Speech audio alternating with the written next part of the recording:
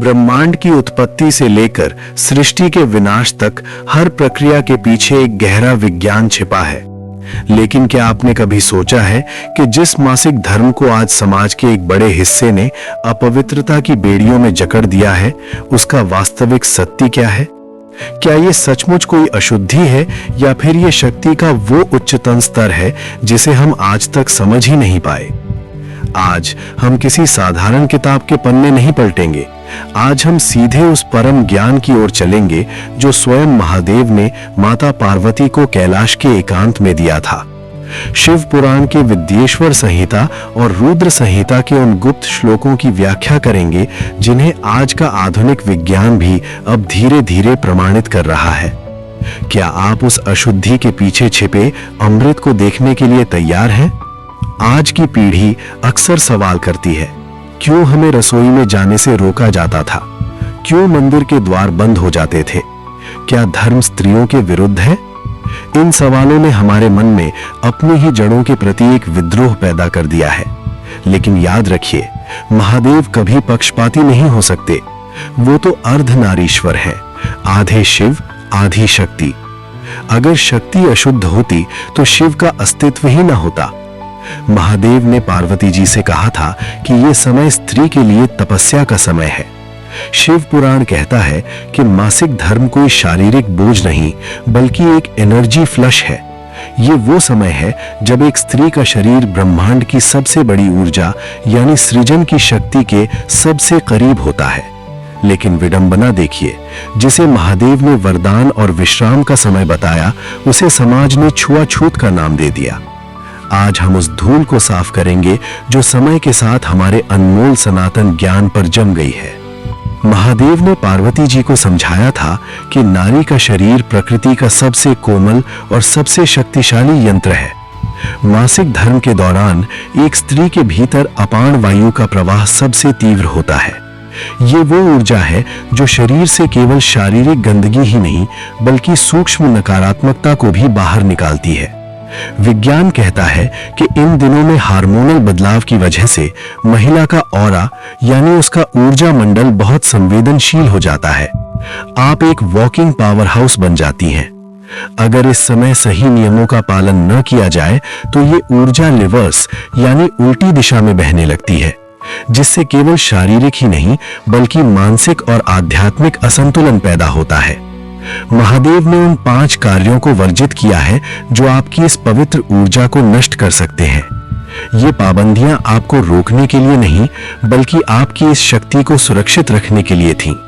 शायद आप सोच रहे होंगे कि 2026 के इस आधुनिक युग में इन पुरानी बातों का क्या महत्व है, क्योंकि आज की भागदौड़ भरी जिंदगी में स्त्रियां स्त्राव, पीसीओडी और हार्मोनल असंतुलन जैसी बीमारियों से जूझ रही हैं। क्यों? क्योंकि हमने प्रकृति के उन चक्रों का अपमान किया है जिन्हें शिव पुराण ने युगों पहले परिभाषित किया था। आज इस वीडियो में हम केवल क्या नहीं करना चाहिए पर बात नहीं करेंगे, बल्कि क्यों नहीं करना चाहिए के पीछे छिपे क्वांटम फिजिक्स को भी समझेंगे। महादेव का ये ज्ञान केवल स्त्रियों के लिए नहीं है, पुरुषों के लिए इसे जानना और भी अनिवार्य है, क्योंकि जब तक एक पुरुष अपनी माता, बहन या पत्नी के इस मासिक यज्ञ के विज्ञान को नहीं समझेगा, तब तक वो नारी शक्ति का वास्तविक सम्मान कभी नहीं कर पाएगा। ये केवल एक जैविक प्रक्रिया नहीं, ये एक आध्यात्मिक साधना है। कहानी की शुरुआत होती है सतयुग के उस काल से जब देवराज इंद्र से एक अनजाने में भारी भूल हो गई। शिव पुराण और अन्य शास्त्रों में उल्लेख मिलता है कि इंद्र ने त्वष्टा के पुत्र विश्वरूप का वध कर दिया था, जो एक तपस्वी ब्राह्मण थे। शास्त्रों में ब्रह्म हत्या को सबसे बड़ा और विनाशकारी पाप माना गया है। जैसे ही इंद्र ने यह कृत्य किया, वो ब्रह्म हत्या एक भयानक काली छाया के रूप में इंद्र का पीछा करने लगी। इंद्र की चमक फीकी पड़ गई, उनका सिंहासन डोलने लगा। स्वर्ग का राजा अब एक अपराधी की तरह छिपता फिर रहा था। सीधे महादेव की शरण में पहुंचे। उन्होंने पुकारा, त्राहि माम महादेव, इस पाप की अग्नि मुझे भस्म कर देगी। महादेव ने अपनी करुणा भरी दृष्टि से देखा और इंद्र से कहा, हे इंद्र, कर्म का फल तो भोगना ही पड़ता है, लेकिन इस पाप के बोझ को अकेले ढोना तुम्हारे बस की बात नहीं। तुम्हें इसे प्रकृति के विभिन्न अंगों में बांटना होगा। महादेव के निर्देश पर इंद्र ने प्रार्थना की। सबसे पहले पृथ्वी सामने आई। पृथ्वी ने इंद्र के पाप का एक हिस्सा अपने ऊपर ले लिया। बदले में उसे वरदान मिला कि उसके ऊपर होने वाले गड्ढे अपने आप भर जाएंगे। आपने देखा होगा, धरती को कितना भी खोदो वो फिर से भर जाती है। ये उसी त्याग का फल है। फिर वृक्ष आए। उन्होंने पाप का अंश लिया और उन्हें वरदान मिला कि कटने के बाद वे दोबारा उगाएंगे। फिर जल ने हिस्सा लिया और उसे हर वस्तु को शुद्ध करने की शक्ति मिली। लेकिन पाप का सबसे कठिन और सबसे संवेदनशील हिस्सा अभी भी बाकी था। तब महादेव की प्रेरणा से स्त्री जाति आगे आई। स्त्रियों ने उस ब्रह्म हत्या के पाप का चौथाई हिस्सा अपने ऊपर स्वीकार कर लिया। ये कोई छोटी बात नहीं थी। ये ब्रह्मांड के सबसे भारी दोष को अपने कोमल कंधों पर उठाना था। जब स्त्रियों ने इस बोझ को स्वीकार किया, तब माता पार्वती ने महादेव से पूछा, स्वामी, इन भोली स्त्रियों का क्या अपराध था? इन्होंने तो परोपकार के लिए ये दुख सहा है, क्या इन्हें केवल पीड़ा ही मिलेगी? तब महादेव मुस्कुराए और उन्होंने नारी शक्ति को वो वरदान दिया जो आज के विज्ञान के लिए एक पहेली है। महादेव ने कहा, हे देवी, स्त्रियां हर महीने इस पाप के अंश को रज यानी मेंस्ट्रुअल ब्लड के रूप में अपने शरीर से बाहर निकाल देंगी। ये प्रक्रिया उन्हें हर महीने एक नवजात शिशु की तरह शुद्ध कर देगी। महादेव ने आगे कहा, पुरुष को शुद्ध होने के लिए कठिन तपस्या और प्रायश्चित करना पड़ता है, लेकिन स्त्री हर महीने प्राकृतिक रूप से पुनर्जीवित होगी। उसे प्रजनन की वो शक्ति मिलेगी जो देवताओं के पास भी नहीं है। वो एक जीवन को जन्म देने की अधिकारिणी बनेगी। महादेव ने माता पार्वती से कहा था कि इन दिनों में स्त्री को अति श्रम यानी भारी काम नहीं करना चाहिए। क्यों? आज की जिम जाने वाली पीढ़ी शायद इसे पुराना विचार कहे, लेकिन इसके पीछे का विज्ञान गहरा है। मासिक धर्म के दौरान शरीर की पूरी ऊर्जा अपान वायु के साथ नीचे की ओर बहती है। जब आप भारी वजन उठाती हैं या कठिन व्यायाम करती हैं, तो शरीर की मांसपेशियों में खिंचाव आता है जो इस प्राकृतिक बहाव को बाधित करता है। शिव पुराण के अनुसार यदि ये ऊर्जा रुकी तो वो प्रजनन अंगों में गांठ या दोष पैदा कर सकती है। आधुनिक विज्ञान भी कहता है कि इस दौरान पेल्विक लिगामेंट्स ढीले होते हैं। भारी काम करने से गर्भाशय अपनी जगह से खिसक सकता है, यूटेराइन प्रोलैप्स। महादेव का यह नियम पाबंदी नहीं, बल्कि आपके शरीर की इंटरनल इंजीनियरिंग की सुरक्षा है। दूसरा सबसे विवादित नियम, रसोई में प्रवेश की मनाही। लोग इसे छुआछूत मानते हैं, लेकिन शिव पुराण इसे ऊर्जा के संरक्षण से जोड़ता है। इन दिनों में महिला का शरीर पहले से ही अत्यधिक ताप यानी बॉडी हीट उत्पन्न कर रहा होता है, क्योंकि शरीर से अशुद्धि बाहर निकल रही होती है। अग्नि के पास जाने से यह ताप और बढ़ जाता है। आयुर्वेद कहता है कि अधिक गर्मी से रक्त का प्रवाह यानी ब्लीडिंग अनियंत्रित हो सकता है। दूसरा कारण सूक्ष्म ऊर्जा है। भोजन बनाते समय बनाने वाले की ऊर्जा भोजन में प्रवेश करती है। चूंकि इन दिनों महिला निष्कासन की मुद्रा में होती है, इसलिए उनकी ऊर्जा संकुचित होती है। महादेव चाहते थे कि इन 3 दिनों में स्त्री को भोजन बनाने जैसे दायित्वों से मुक्ति मिले, ताकि वो पूर्ण विश्राम कर सके। तीसरा नियम, मंदिर जाने की मनाही। इसे ध्यान से समझिए, क्योंकि यहाँ फेथ और फिजिक्स मिलते हैं। मंदिर की मूर्तियां और वहां का वातावरण सेंट्रीपिटल एनर्जी का केंद्र होते हैं। वहां प्राण प्रतिष्ठा के माध्यम से ऊर्जा को ऊपर की ओर प्रवाहित किया जाता है। इसके विपरीत मासिक धर्म में स्त्री की ऊर्जा सेंट्रीफ्यूगल यानी नीचे की ओर होती है। जब आप मंदिर के उच्च चुंबकीय क्षेत्र में प्रवेश करती हैं, तो ये 2 विपरीत दिशाओं की ऊर्जाएं आपके चक्रों पर दबाव डालती हैं। शिव पुराण कहता है कि इससे महिला की मानसिक शांति भंग हो सकती है और हार्मोन्स का संतुलन बिगड़ सकता है। महादेव ने मंदिर जाने से मना किया, क्योंकि आप स्वयं उस समय एक चलती फिरती वेदी हैं। आपको बाहर जाने की आवश्यकता नहीं, आपके भीतर सृजन का यज्ञ चल रहा है। चौथा नियम, शुरुआती 3 दिनों में सिर से स्नान की मनाही। कई लोग इसका मजाक उड़ाते हैं, लेकिन इसका गहरा शारीरिक संबंध है।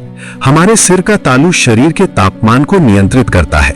जैसे ही हम सिर पर ठंडा पानी डालते हैं, शरीर का तापमान अचानक गिर जाता है। शिव पुराण के अनुसार मासिक धर्म अग्नि तत्व की प्रक्रिया है। पानी उस अग्नि को शांत कर देता है। विज्ञान कहता है कि तापमान गिरने से रक्त वाहिकाएं सिकुड़ जाती हैं, जिससे गर्भाशय की पूरी सफाई नहीं हो पाती। यही अधूरा शुद्धिकरण आगे चलकर सिस्ट या फाइब्रॉइड्स का कारण बनता है। महादेव का निर्देश था कि शरीर को गर्म रखा जाए ताकि शुद्धि पूरी हो सके। 5वां और अंतिम नियम, आहार और व्यवहार। महादेव ने इन दिनों में तीखे, खट्टे और बासी भोजन को वर्जित किया है। ये भोजन शरीर में पित्त बढ़ाते हैं, जिससे चिड़चिड़ापन और क्रोध आता है। इन दिनों में स्त्री का मन बहुत कोमल होता है, इसलिए महादेव ने कहा कि इन दिनों में उसे ना तो किसी को कड़वा बोलना चाहिए और ना ही सुनना चाहिए। ये 5 नियम कोई जेल नहीं है, बल्कि ये एक आध्यात्मिक क्वारंटीन है। यदि एक स्त्री इन नियमों का पालन करती है तो वो न केवल स्वस्थ रहती है, बल्कि उसकी आध्यात्मिक शक्ति कई गुना बढ़ जाती है।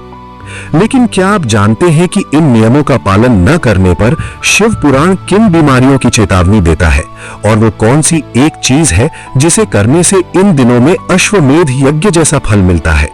चलिए जानते हैं। अब हम उस रहस्य की ओर बढ़ रहे हैं जिसका उल्लेख शिव पुराण के रुद्र संहिता में मिलता है। अक्सर महिलाओं के मन में ये ग्लानि होती है कि इन पवित्र दिनों में वे पूजा नहीं कर सकती, दिया नहीं जला सकती या माला नहीं फेर सकती। लेकिन महादेव कहते हैं, हे पार्वती, कर्म कांड से बड़ा मन का संकल्प है। वो एक चीज जो इन दिनों में अश्वमेध यज्ञ से भी बड़ा फल देती है, वो है मानस जप। महादेव ने स्पष्ट कहा है कि जब शरीर अपनी शुद्धिकरण की प्रक्रिया में होता है, तब वो तपस्या की अग्नि में होता है। इस अवस्था में बिना माला छुए, बिना मंदिर गए, केवल मन ही मन किया गया ओम नमः शिवाय का जप सामान्य दिनों के मुकाबले 1000 गुना अधिक शक्तिशाली होता है। क्यों? क्योंकि उस समय आपकी प्राण ऊर्जा अपनी जड़ों की सफाई कर रही होती है। इस समय किया गया मानसिक सिमरन सीधे ब्रह्मांडीय ऊर्जा से जुड़ जाता है। शिव पुराण में इन दिनों मौन रहने का बड़ा महत्व बताया गया है। महादेव कहते हैं कि वाणी से ऊर्जा बहुत तेजी से नष्ट होती है। क्योंकि इन दिनों शरीर अपनी ऊर्जा को अंदरूनी मरम्मत में लगा रहा होता है, इसलिए कम बोलने से वो ऊर्जा संरक्षित रहती है। प्राचीन काल में महिलाओं को एक अलग कक्ष में रहने का निर्देश इसलिए दिया जाता था ताकि वे बाहरी दुनिया के कोलाहल से दूर रहकर स्वयं से जुड़ सकें। आज के विज्ञान की भाषा में इसे मेटाबॉलिक कंजर्वेशन कहते हैं। यदि आप इन 3 दिनों में कम बोलती हैं और अधिक समय आत्मचिंतन में बिताती हैं, तो चौथे दिन जब आप शुद्ध होकर बाहर निकलती हैं, तो आपके मुख पर एक दिव्य ओज होता है जो किसी भी ब्यूटी प्रोडक्ट से नहीं मिल सकता। अब बात करते हैं आहार की। शिव पुराण में इसे हविष्यान कहा गया है, यानी वो भोजन जो यज्ञ के दौरान खाया जाता है। हल्का भोजन, मूंग की दाल, बिना मसाले की खिचड़ी या दलिया। इसका कारण यह है कि इन दिनों शरीर का जठराग्नि यानी डाइजेशन मंद पड़ जाता है। भारी भोजन करने से वो पचता नहीं और शरीर में विष बनाता है। तामसिक त्याग, लहसुन, प्याज और मांस का त्याग अनिवार्य है। ये खाद्य पदार्थ शरीर में उत्तेजना पैदा करते हैं, जिससे पीरियड्स के दौरान होने वाला दर्द यानी क्रैम्प्स और बढ़ जाता है। गर्म जल का सेवन, महादेव ने जल को शुद्धिकरण का कारक बताया है। गुनगुना पानी पीने से अपान वायु का मार्ग प्रशस्त होता है और शरीर से गंदगी सुगमता से बाहर निकल जाती है। एक और महत्वपूर्ण बात, दिन में सोना वर्जित है।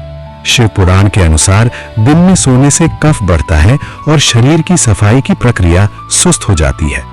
महादेव का सुझाव है कि इन दिनों में स्त्री को जमीन पर चटाई बिछाकर या कंबल पर सोना चाहिए।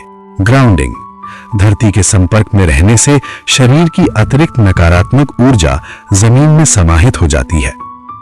तो याद रखिए, ये 3 दिन आपके लिए जेल नहीं है, बल्कि ये डिवाइन सेल्फ केयर का समय है। ये वो समय है जब महादेव ने आपको दुनिया की सारी जिम्मेदारियों से छुट्टी दी है ताकि आप अपनी शक्ति को दोबारा संचित कर सकें। लेकिन क्या विज्ञान भी इन नियमों को मानता है? क्या मॉडर्न डॉक्टर्स भी शिव पुराण की इन बातों से सहमत हैं? और वो कौन सी गलतियां हैं जो आज की महिलाएं अनजाने में कर रही हैं, जिससे उन्हें गंभीर बीमारियां हो रही हैं? तो साथियों, आज हमने जाना कि शिव पुराण के पन्नों में छिपा महादेव का ज्ञान कितना आधुनिक और सटीक है। मासिक धर्म कोई अशुद्धि नहीं, बल्कि नारी शक्ति के नवीनीकरण यानी रिन्यूअल का उत्सव है। महादेव ने माता पार्वती से कहा था कि जो पुरुष नारी के इन दिनों का सम्मान करता है और उसे विश्राम देने में सहायता करता है, उसे भी पुण्य फल प्राप्त होता है। इसलिए इन नियमों को रूढ़िवाद की नजर से नहीं, बल्कि प्रेम और सुरक्षा की नजर से देखें। अपनी बेटियों, बहनों और पत्नियों को इस विज्ञान के बारे में बताएं, ताकि वे ग्लानि में नहीं, बल्कि गर्व के साथ इस चक्र को स्वीकार करें। अगर इस वीडियो ने आपकी सोच में थोड़ा भी बदलाव लाया है, तो इसे साझा करना न भूलें। महादेव का यह ज्ञान हर घर तक पहुंचना चाहिए। आपके मन में कोई प्रश्न हो या आप चाहते हैं कि हम शिव पुराण के किसी और विषय पर चर्चा करें, तो कमेंट में जरूर लिखें। जाने से पहले कमेंट्स को हर हर महादेव से भर दीजिए। चैनल को सब्सक्राइब करें और बेल आइकॉन दबाएं, ताकि अध्यात्म और विज्ञान का यह संगम आपसे कभी न छूटे। मिलते हैं अगले वीडियो में। तब तक के लिए महादेव की कृपा आप पर बनी रहे। नमो पार्वती पतये। हर हर महादेव।